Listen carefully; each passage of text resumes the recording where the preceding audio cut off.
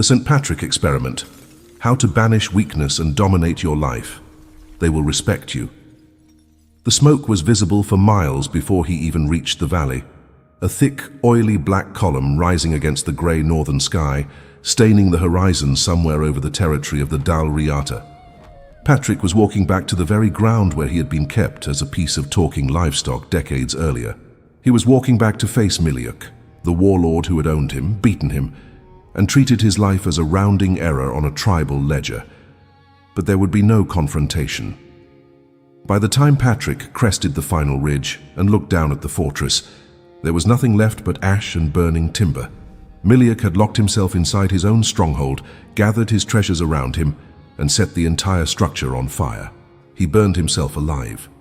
The most powerful man in the region chose to turn himself into a cinder rather than look his former slave in the eye. What kind of power does a man carry when his mere approach makes a heavily armed warlord self-destruct? Patrick stood in the cold mud and watched the embers.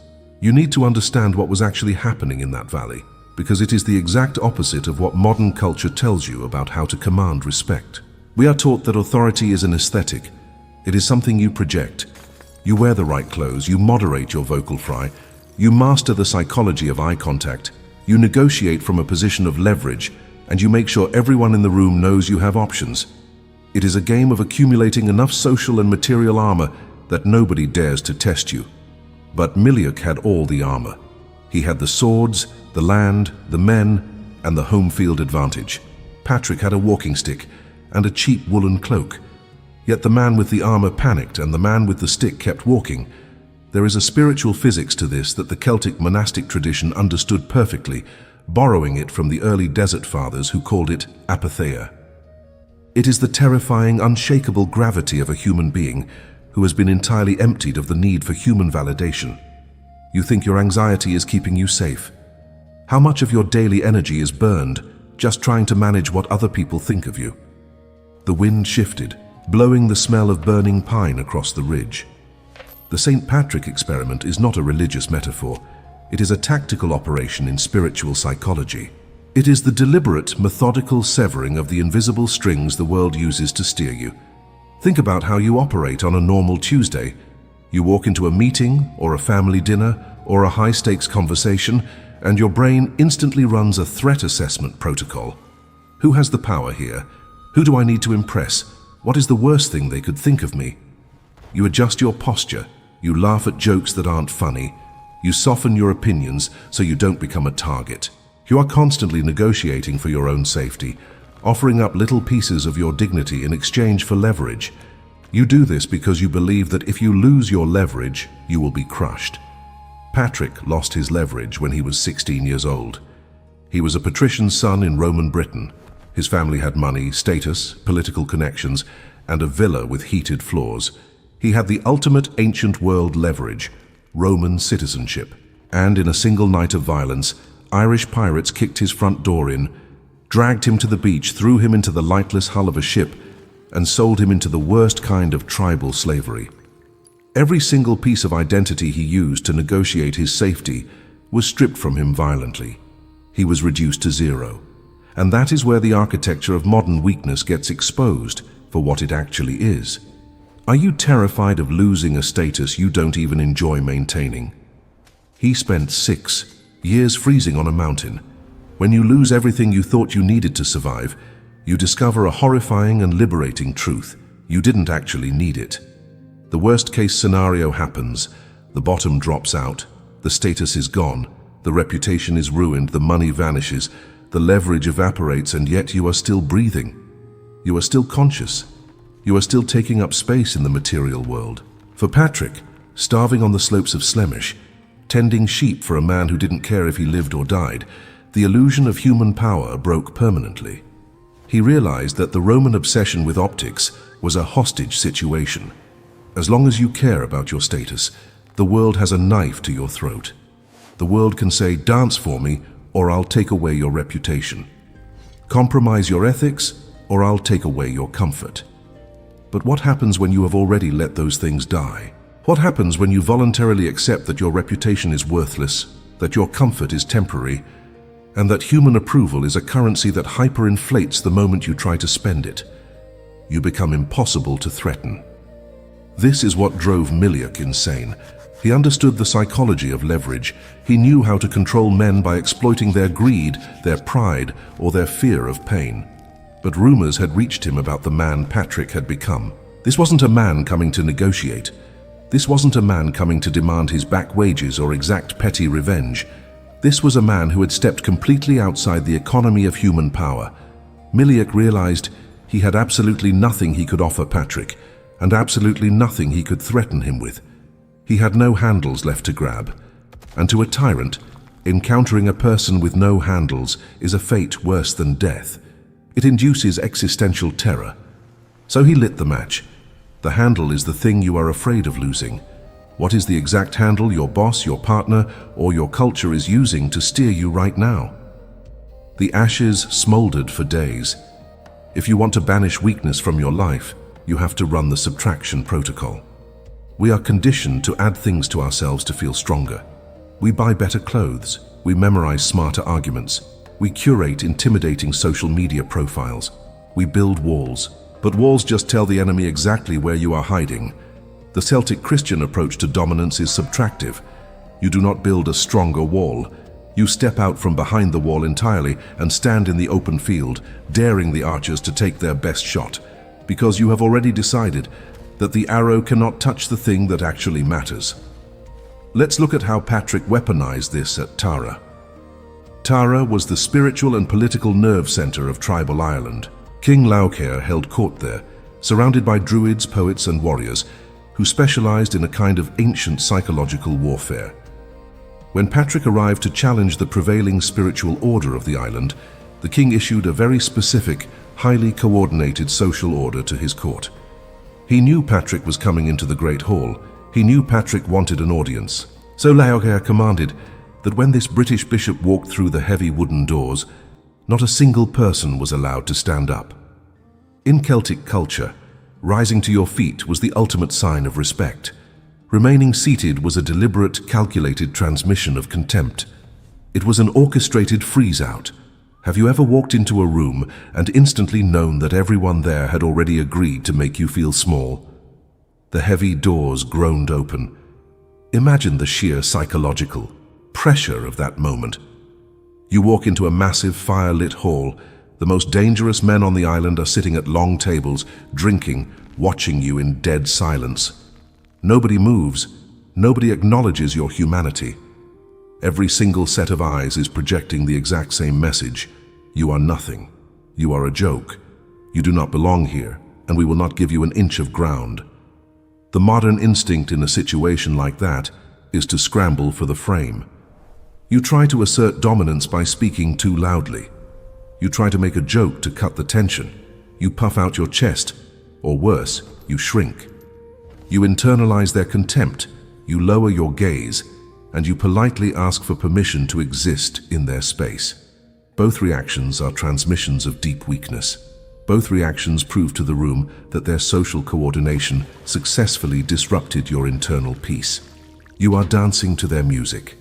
Patrick did not dance. He did not speed up his walking pace. He did not slow it down. He did not scan the room looking for a friendly face. He simply walked into the center of the hall carrying his own weather. He was completely detached from their need to validate him. He didn't care that they were sitting. He didn't care if they laughed. He was operating on a frequency of reality that made their political theater look like children playing in a sandbox. He was anchored to the presence of a god who possessed the cattle on 1,000 hills, and the approval of a regional warlord meant absolutely nothing to that math. His stillness was deafening.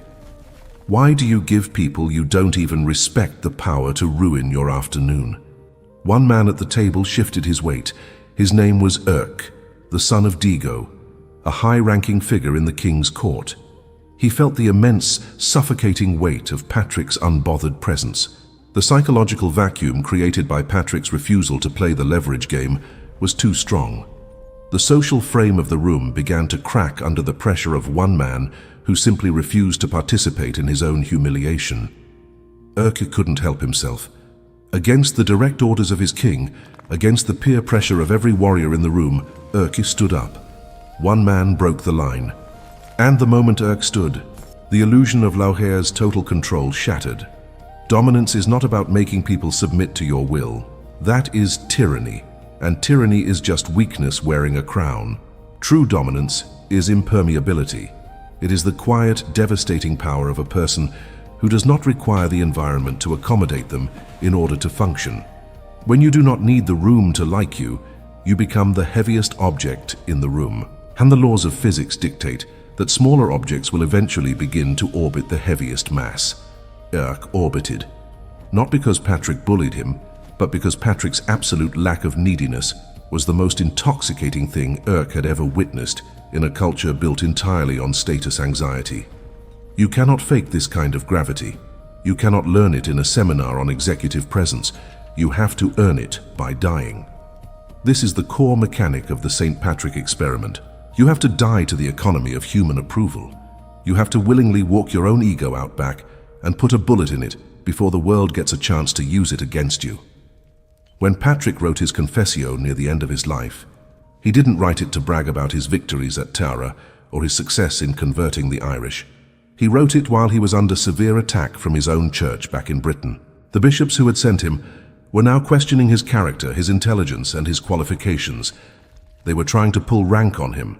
They were trying to use his past sins, confessed in secret, to humiliate him and strip him of his authority. It was a bureaucratic assassination attempt. How much of your potential is paralyzed right now because you are terrified of a bad review from someone who has never been in the arena? He picked up his pen. His response was a masterclass in burning the leverage. If someone is trying to blackmail you with your own flaws, the only way to destroy their power is to agree with them. Patrick didn't defend his ego. He opened his letter by declaring himself a sinner, unlearned, the least of all the faithful, and utterly despised by many. He took every insult they were preparing to hurl at him, and he wore it like a badge of honor. He said, in effect, "You think I'm a fool? I am a fool. You think I am unqualified? I am completely unqualified. I am a stone lying deep in the mud." But then he pivoted the frame with brutal precision. He said, "I was a stone in the mud, but he who is mighty came, and in his mercy raised me up and placed me on top of the wall." Do you see the architecture of what he just did? He completely neutralized their attack by refusing to defend the territory they were targeting. They were aiming at his pride, but he had vacated his pride decades ago on the slopes of Slemish. There was nobody home in the house they were bombing. By admitting his own utter lack of sophisticated credentials, he highlighted the undeniable reality of the work he had accomplished.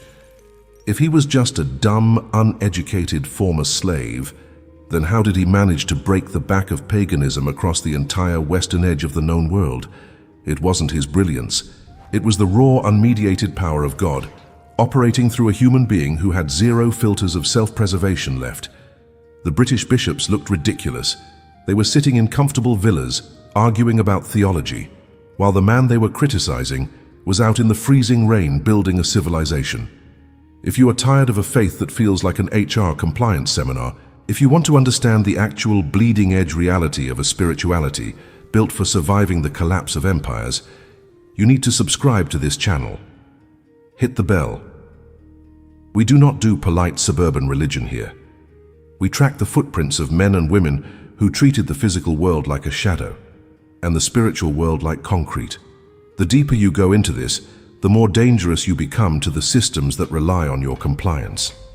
Let's talk about Coroticus, because there is a massive misconception that this kind of spiritual impermeability makes you passive. People hear words like surrender and dying to self, and they picture a doormat. They picture someone who just takes abuse and smiles politely. Nothing could be further from the historical truth. When you no longer fear what people can do to you, you gain the terrifying ability to tell them exactly what they are. Coroticus was a British warlord, a man who claimed to be a Christian. He had a private army, and he used that army to conduct raids across the Irish Sea. One day his soldiers landed on the coast where Patrick had just finished baptizing a large group of new converts. The chrism oil was still gleaming on their foreheads. They were still wearing the white garments of baptism. Coroticus's men slaughtered the men, captured the women, and sailed away to sell them into slavery. Patrick didn't write a polite diplomatic protest. He didn't ask for a mediated negotiation. He didn't consider the optical fallout of insulting a powerful military commander. What truth are you swallowing right now because you are too afraid of making a powerful person uncomfortable? The ink bled onto the parchment. Patrick wrote a letter of excommunication that reads like a targeted missile strike. The Epistola to Coroticus is one of the most blistering, unapologetic documents of the 5th century. He bypasses Coroticus entirely and addresses the letter to the warlord's soldiers, demanding that no Christian share food or drink with them, take their money, or offer them any social quarter until they release the captives. He publicly strips Coroticus of his Christian identity, referring to him and his men as fellow citizens of the demons. He calls them ravening wolves. He calls them murderers of the brethren. He had zero military leverage over Coroticus. Coroticus had swords. Patrick had words. But Patrick's words carried the crushing weight of absolute moral authority because he had nothing to lose by writing them. He wasn't trying to protect his funding. He wasn't trying to maintain access to the halls of power. He didn't care if Coroticus sent assassins after him. He was a dead man walking, and dead men do not compromise with tyrants. The letter circulated. It caused massive political and social damage to Coroticus. Patrick effectively weaponized the social fabric of the church against a warlord, purely through the gravitational pull of his own unshakable conviction. He dominated the geopolitical landscape of the Irish Sea without ever picking up a weapon, simply by refusing to be afraid of the men who carried them. This is the application for you. You are constantly calculating the cost of your own honesty. You sit in meetings where terrible decisions are being made, or toxic behavior is being tolerated, and you do the math in your head. You think, if I speak up, I'll be labeled a problem. I might get passed over for promotion. I might make things awkward. So you stay quiet. You preserve your leverage, and in doing so you slowly murder your own soul. You become a hollow shell of compliance. The St. Patrick experiment demands that you flip the math. You must calculate the cost of your silence. Every time you swallow the truth to protect your comfort, you are handing over a piece of your internal architecture to the people you are hiding from. When does the price of fitting in become higher than the price of walking away? The white garments were stained with blood. To banish weakness, you have to run the Coroticus protocol in your own life. Identify the spaces where you are currently negotiating with people who do not respect your boundaries. It might be a manipulative family member. It might be a corporate culture that treats you like a machine part. Stop trying to find the perfect, polite way to manage them. Stop trying to keep the peace. There is no peace. There is only a cold war that you are losing because you refuse to acknowledge that you are in it. You must draw a hard line in the dirt, state the truth of the situation without any emotional hysteria, and then completely detach from their reaction. If they get angry, let them get angry. If they threaten to take away their approval, let them take it. Watch how quickly their power evaporates when they realize that the threat of their displeasure no longer controls your nervous system. You become an anomaly. You become something they cannot categorize. This brings us to the final, most uncomfortable reality of how this mechanism actually works. The layered promise of this experiment, the ultimate secret to dominating your environment, is that you only achieve it when you genuinely stop caring about dominating your environment. It is the paradox of the dead man. Patrick did not set out to become a legendary figure. He did not strategize his way into being the patron saint of a nation. He didn't have a 5-year plan for spiritual influence. He just wanted to be faithful to the specific, difficult patch of ground God had assigned to him. Are you exhausted from trying to engineer your own legacy? He was an old man now, his body broken by weather and travel. The reason people respected him, the reason kings eventually bowed to him and druids failed to curse him, was because he was completely transparent. There was no hidden agenda. There was no ego-driven desire to conquer. When Lorica looked at Patrick, he didn't see a rival king trying to steal his throne. He saw a man who had completely bypassed the throne to point at something infinitely larger. You banish weakness by realizing that you are not the main character of the universe. Your ego is a fragile, demanding, pathetic little dictator that will keep you in a state of constant anxiety for the rest of your life if you let it run the show. You have to fire it. You have to abdicate the throne of your own life. When you wake up tomorrow morning, before you check your phone, before you look at the emails from people who want things from you, run the experiment. Sit on the edge of your bed and actively surrender your right to be understood. Surrender your right to be comfortable. Tell yourself, I am already a dead man. My reputation belongs to God. My future belongs to God. Whatever happens today, I will not trade my integrity for leverage. Walk out of your front door carrying nothing but the absolute certainty that you are held by an authority that makes the opinions of your co-workers look like dust in the wind. When you stop trying to protect yourself, the world loses its grip on you. You become a ghost in their machine. You become impermeable. You become heavy. And they will have no choice but to respect you because they will recognize on a primal level that they can no longer move you. Lord, I am so tired of the calculations. I'm exhausted from measuring every word and managing every room. I've been playing a game of leverage with a world that wants to hollow me out, take the handles, burn them down like Miliak's fortress, strip me of the pathetic need to be liked by people who don't even know what truth is, make me incredibly heavy, make me quiet, give me the unshakable gravity of a man who has already died to the crowd, so I can finally start living for you. I'm dropping the armor. Let them look. Amen.